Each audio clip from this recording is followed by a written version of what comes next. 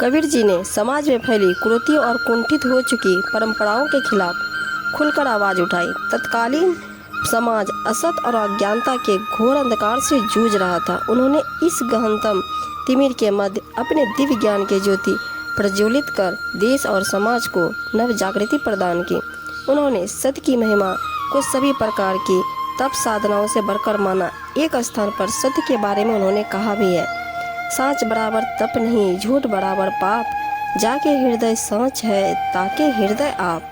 कबीर साहब जी के जीवनी में किसी भी प्रकार के झूठ, आडंबर, पाखंड और छद्म भाव का कहीं भी समावेश नहीं था।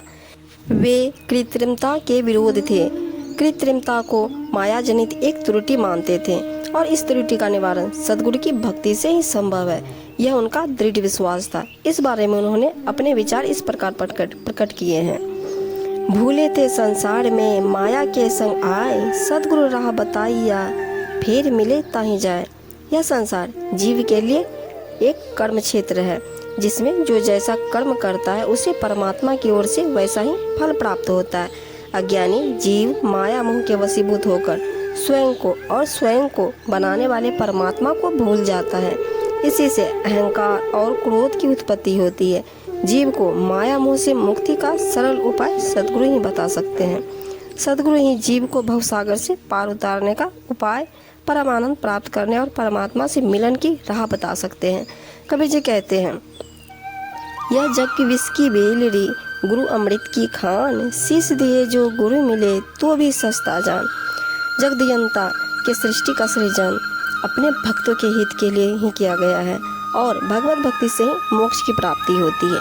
भक्ति नहीं तो शक्ति नहीं, शक्ति नहीं तो सृष्टि नहीं, अर्थात सृष्टि का मूल भक्ति ही है। यह भक्तों से है, भक्तों के लिए है और भक्तों के द्वारा है। कबीर साहब जी भक्तों के बारे में कहते हैं कि जो व्यक्ति विषय वासना से लिप्त हो जाते हैं वे कभी भी सत्य भक्ति नहीं कर सकते। संत कबीर ने बाहरी आडंबर और दिखावे का घोर विरोध किया है। यह दुख की बात है कि कुछ लोग सांप्रदायिक जड़ता में मात्र परंपरा ही का पालन करते हैं। वे मन को रंगे बिना केवल वस्त्र रंगकर अपने आप को साधु समझते हैं। यह भी एक आडंबर है। वास्तव में जो बाहरी आडंबर करते हैं या अपनी सिद्धियों का प्रदर्शन करते हैं, उनकी आंतरिक शक्ति बहुत ही कम होती है। अच्छे साधु अपने आप को भस्मावरण में छिपा कर रखते हैं। वे अपनी सिद्धियों का प्रदर्शन नहीं करते। कभी कभार लोक कल्याण के लिए वे अपना प्रयोग करते हैं। आडंबर करने वाले साधु कपटी और पाखंडी होते। वे साधु वेश में दूसरों को धोखा देते हैं और अपने स्वार्थ की सिद्धि करते हैं। इस प्रकार के ढोंगी साधुओं ने साधु वेश को कलंकित कर रखा है।